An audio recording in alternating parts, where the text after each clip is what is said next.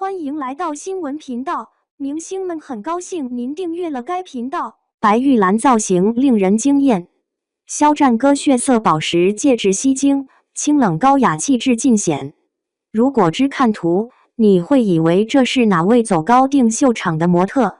结果一看话题标签，是肖战哥血红戒指。白玉兰盛典一晚上，那么多红毯造型，那么多珠宝冰箱上身。偏偏是他工作室放出的一组大片，靠一身黑西装加一枚戒指，把话题直接送上热搜。信息量其实很简单 ，Gucci 早春黑色缎面西装，宝诗龙镶嵌5.55克拉的高级鸽血红戒指，搭一枚尚未发售的孔雀羽毛胸针，然后就是一个词氛围感拉满。有意思的是，这套造型不是那种堆满配饰的红毯战袍。剪裁利落的宽肩窄腰西装，走的是极简禁欲风，几乎没有多余装饰。黑色缎面本身就自带冷感滤镜，把身形线条勾得很清晰、挺拔、干净、克制。真正抢眼的是手上的那一抹鸽血红宝诗龙高级红宝石戒指，5.55克拉的主石被钻石包裹，视觉上像是把一团火按进冰块里。冷调黑西装撞上明艳红宝，一冷一热正面对冲，画面里任何一个抬手动作都显得有故事。你会发现，他整个人的气质被往上提了一个维度，从简单的帅气，直接走向清冷贵气的贵公子氛围。胸针则是点睛中的暗线，未发售的孔雀羽毛胸针挂在胸前，细看是双奢珠宝叠加的效果。手上戒指负责火光，胸前胸针负责纹理和层次，整个造型细节收得很住，既没有浮夸的大面积亮片，也没有为了博眼球的夸张剪裁。很多网友看完图的第一反应就是，别人靠往身上堆配饰，他只靠一枚戒指就把整体格调抬得这么高。简约到极致，其实是更难偷懒的，因为你所有的气质、状态、精神面貌都藏不起来。说回白玉兰本身，肖战这次不是纯走个红毯亮个相，他是凭《藏海传》入围最佳男主角，剧集也拿下6项提名。对一个从流量标签走过来的艺人来说，这种提名本质上是行业对演技的认可多一点，对热度的依赖少一点。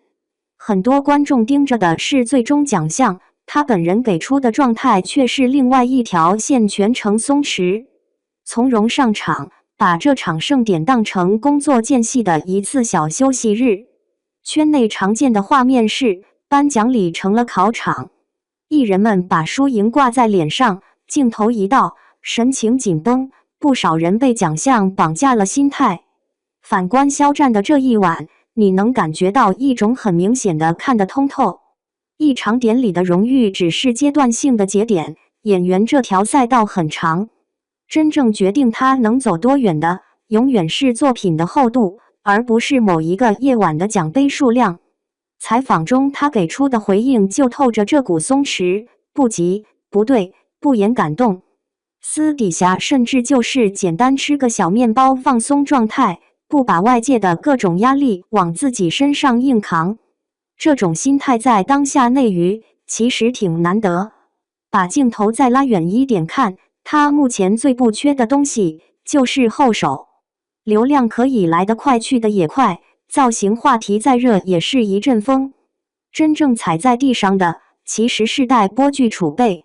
十日中烟这部无限流悬疑剧预约量一直处在高位，长期占着待播榜单的前排。小城良方走现实题材路线，搭档一众老戏骨，聚焦基层医者，主打的是生活感与专业性谍报上不封顶，则是标准谍战大剧路线。班底扎实到央视提前锁定播出档期，3条赛道，3种受众：悬疑向的年轻观众，现实向的中间群体，谍战向的全龄段。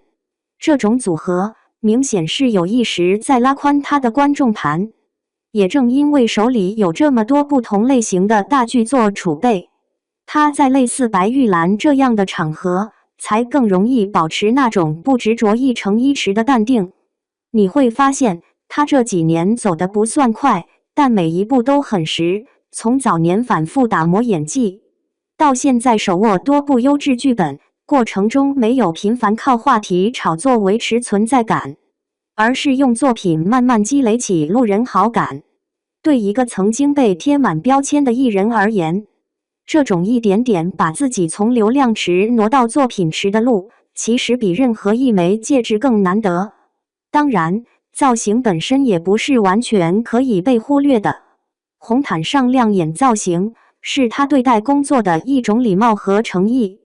你可以说是团队审美在线，也可以说是他自己愿意为每一次公开露面负责。黑色 Gucci 缎面西装，宝诗龙高级鸽血红戒指，孔雀羽毛胸针，每一件都不便宜。但真正贵的不是价格，而是整体气质里那种收着的锋芒。没有把贵气写在脸上，而是藏在一个抬手、一个侧身的细节里。很多网友调侃，这次白玉兰现场最贵的不一定是谁身上的珠宝，而是谁的气场。从路人视角来看，这个造型和这次出现，像是他过去几年路径的一次浓缩。外在是被认真雕琢过的白玉兰造型封神瞬间，内在是一个不被奖项左右情绪的成熟演员心态。前者靠一枚5.55克拉的鸽血红戒指衬出来，后者则是在一部一部作品里熬出来的。流量、红毯、单项奖项，这些都是锦上添花，真正能让演员站得久的，还是那句老话，源源不断的优质作品。白玉兰对他来说，只是这一程的一个站点，后面还有十日中烟、小城良方谍报上部封顶轮番上线，还有更多未知的角色在路上。今天我们为一枚鸽血红戒指停留片刻，明天更想看的，还是他在屏幕里交出的下一次答卷。就这么简单。